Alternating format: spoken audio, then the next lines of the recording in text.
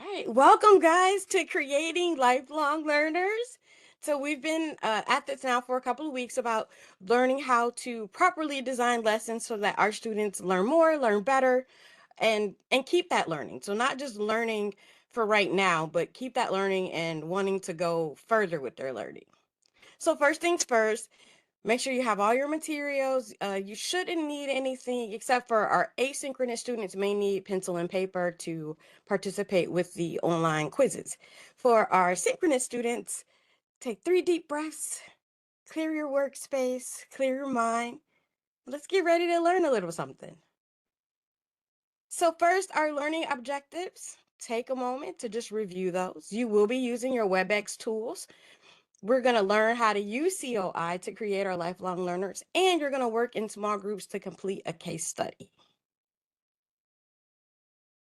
So first, we are familiar with our WebEx tools, but I want to reiterate them. Here on this left side, you have your sound and video controls where you can mute, unmute, stop your video, or pause. On the right-hand side of that, also, you have your participation controls. So this is where you will find your chat, your annotation, raising your hands, things of that nature. All right, so our triggering phase. We know that students need activities that allow them to share their ideas and feedback. One suggestion that I have for that is to schedule regular feedback sessions with your students. If that's sitting down with them once a week or maybe every other Friday, you sit down and you go over maybe, grades and what's going well in the class or what's not going well in the class, just to kind of check in with your students a little bit to foster that open communication. So they need opportunities to connect with you as the instructor, but then they need opportunities to connect with their peers. So that can be through group discussions, classroom games.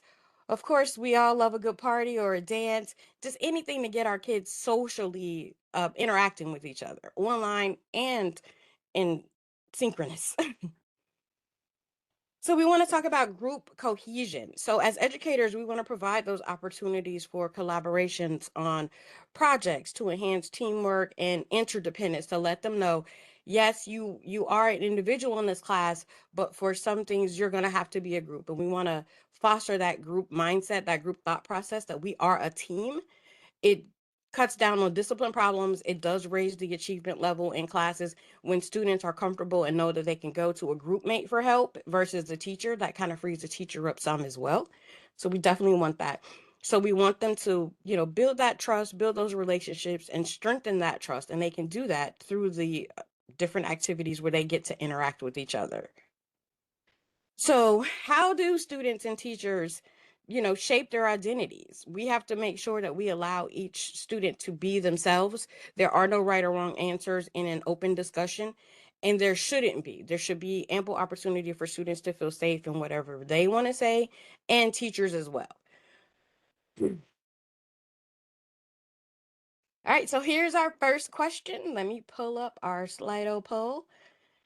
Which activity is going to promote group cohesion? Come on. So, allowing students to skip out on group projects, having students play games, encouraging poor communication within the group, or allowing conflicts to go unresolved, which leads to division. So, for our synchronous students, I'm going to open a Slido poll and you're going to select your answer. For our asynchronous students, you're going to just jot your answer down on a piece of paper and then check your answer on the next slide.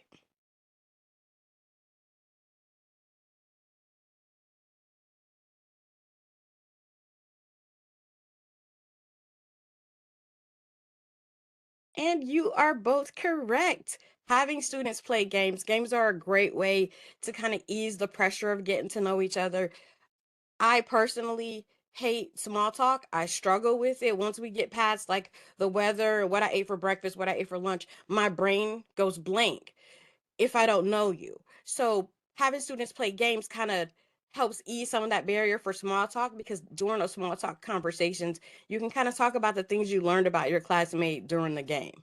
Which for a student like me, that is extremely helpful because again, small talk is not my thing.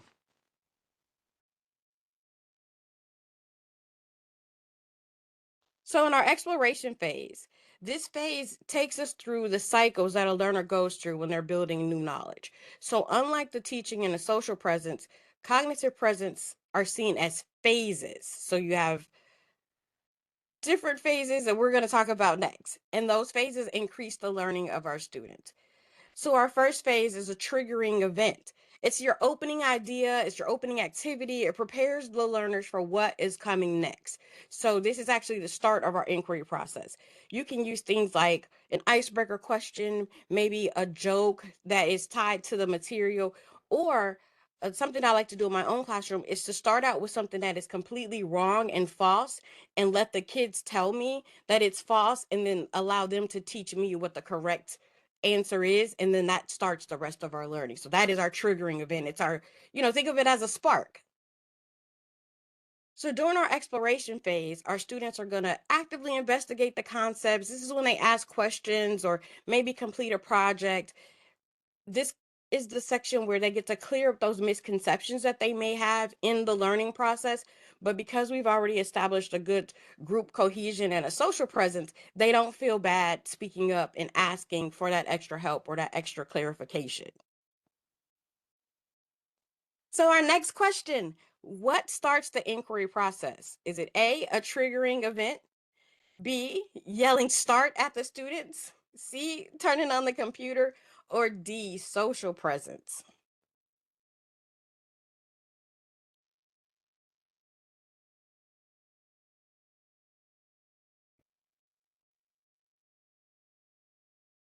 Okay, this slideshow should be up. And you can answer your question using the Slido poll. For asynchronous students, you're going to jot yours down on paper.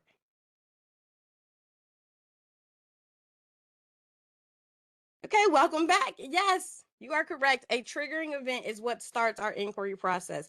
Again, those are those quick questions, maybe a little joke, a misconception about the lesson that the students have to correct, just anything that starts our learning.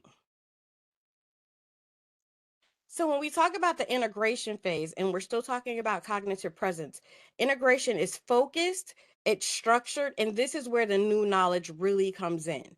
So this is where the ideas and segments are connected to either their previous learning or what we're going to learn next. A resolution phase, think of this as like the conclusion. This is your wrap up. One thing about the phases within a cognitive presence is that they can be not in order. So you could do the conclusion first, or maybe in the middle if you want to do a resolution for a first part of the lesson and in that kind of subject, but we're still talking about the same thing. So you may want to expound on that idea. So we're going to wrap up one idea and then go into another one. So think of that as like your conclusion. It's when you're telling the kids, this is why you did what you just did. This is how it's going to help you moving forward for the next phase that we're going to enter into. All right, so here's our next question. True or false? The resolution phase happens at the beginning of the lesson. So for our synchronous students, you're going to answer using the Slido poll. For our asynchronous students, you are going to write it down on a piece of paper and check your answer.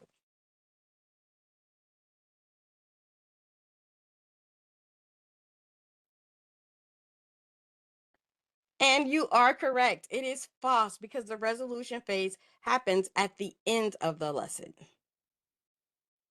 So now we're going to enter our integration phase. And here we're going to talk about teaching presence. It's our deliberate design and facilitation. It is what we do as teachers to establish what is going to happen in the class. Think of it as us taking control of the class and of the lesson, or taking control as a means to guide the students. So you have to know what you're doing in order to help them know what they're supposed to be doing. So it's our deliberate design and facilitation. It's the direction of the two presences coming together to create a meaningful learning experience. So it's the expertise with confident and supportive presence. It builds that trust and that engagement amongst our students. So when we talk about design organization, what are we talking about? We're talking about designing quality lessons. That means planning with a purpose. It's planning for the outcome. What do we want at the end of this? What do we want our students to be able to know and demonstrate either to us or maybe to someone else. Sometimes it is us watching the students present the lesson to another student that lets us know if the lesson was designed well enough that they can reteach it, so to speak. And then we have to adapt those lessons. Of course, we know we have our students who are diverse learners, we have English language learners, and we have to adapt those lessons and that knowledge to the students' needs.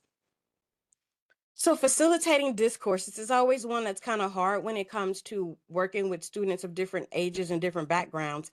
It's, guiding those meaningful discussions, but making sure that any conflicts that arise, either from personality issues or just from cultural differences, that we as teachers, we have tools and tips to facilitate that and make sure that at the end of it, we can still come back together and be a class and be a group without those communication barriers that may have caused the conflict.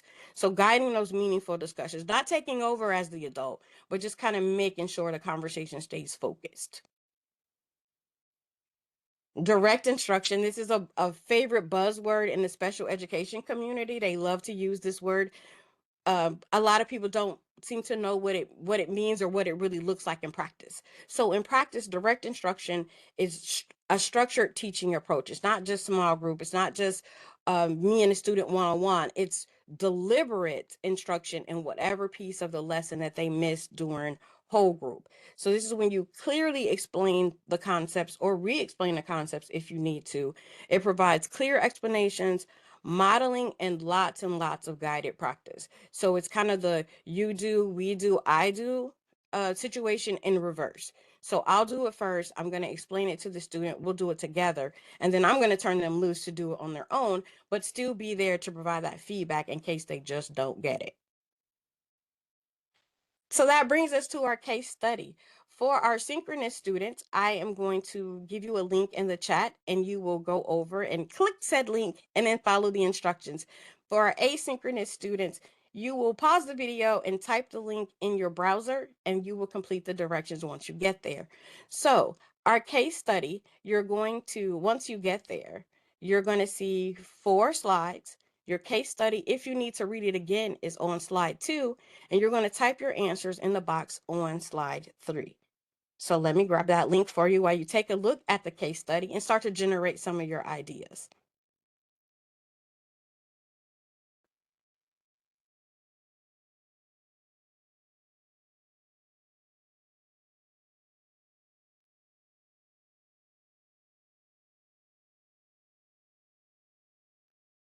All right, the link should be in the chat now.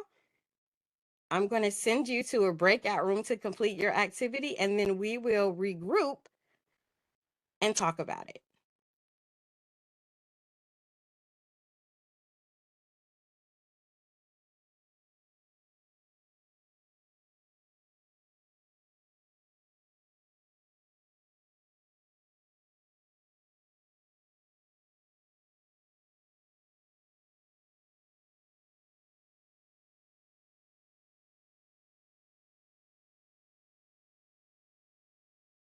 For our asynchronous students, type the link in your computer's browser and complete the activity there.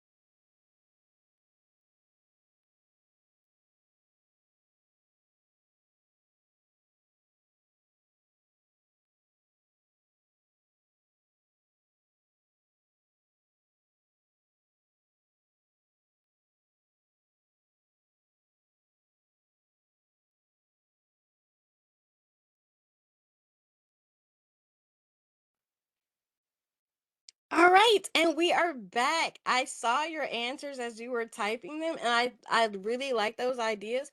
So what I want you to do now is you have annotation controls available to you. You can unmute or use the chat box, but I want you both to choose one activity from your list.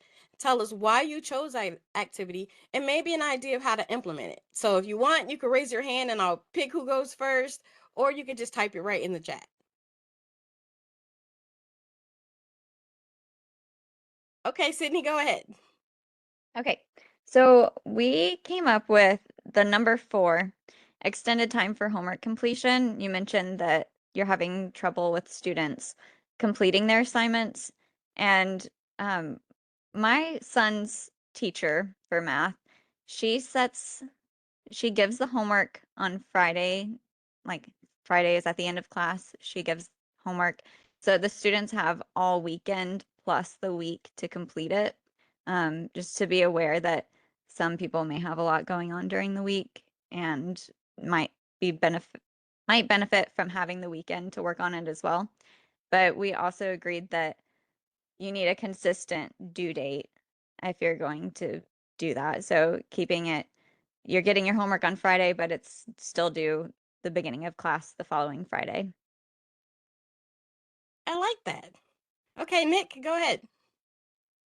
Yeah, so I can talk about our second one there, discussion posts. So I said with like to liven up the discussion posts, you could have the students actually pick the topics that they talk about so they're more interested and engaged with it rather than just answering a discussion on something that they aren't very interested in or whatnot. It makes it more exciting when you can actually talk to others about stuff you're interested in. I love that answer. And for our asynchronous students, I look forward to reading your answers later as well.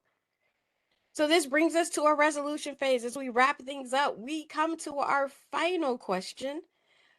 So for this, you can annotate your screen and circle the answer, or you can select it on your Slido poll. But let's fill in the blank. The goal of all educators is to create what? Do we want to create new teachers, great singers, or lifelong learners?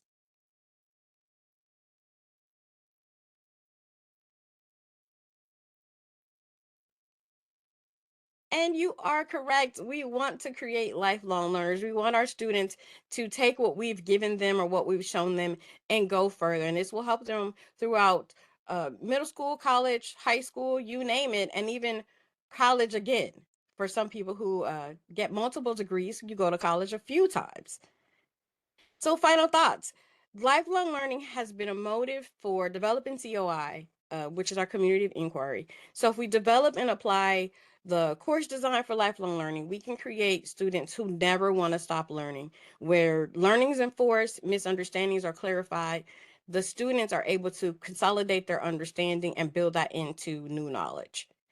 And of course, I have recommended reading for you moving forward.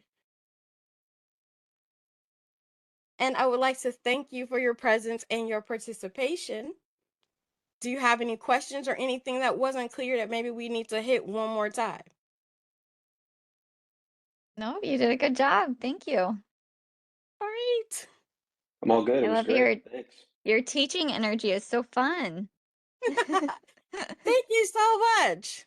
Well, you guys have a Yeah, great rest of your day and happy Valentine's. you too. Happy Valentine's. Have a good Happy weekend. Valentine's Day. Have a good weekend. We'll see you guys. See ya.